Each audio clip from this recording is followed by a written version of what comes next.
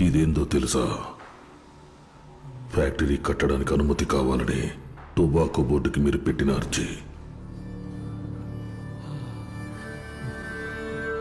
పొగాకు కట్టుకునే దానికి తాహతలేని బికారి నా కొడుకుల్లో ఫ్యాక్టరీ కట్టడానికి దుడ్డు ఏడ నుంచి వచ్చినాయిరా? మద్రాసు నుండి నాగిగాడు కొట్టుకొచ్చిన బంగారమేగా. ఆ బంగారం కోసమే నాకన్నా జైలుకెళ్ళాడు. మమ్మల్ని ముక్కలు ముక్కలు కింద నరికినా కూడా ఆ బంగారం ఎక్కడుందో మాకు తెలీదు.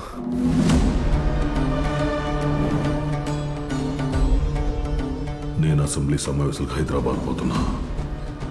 తిరిగి వచ్చేసరికి బంగారం ఉండాలా?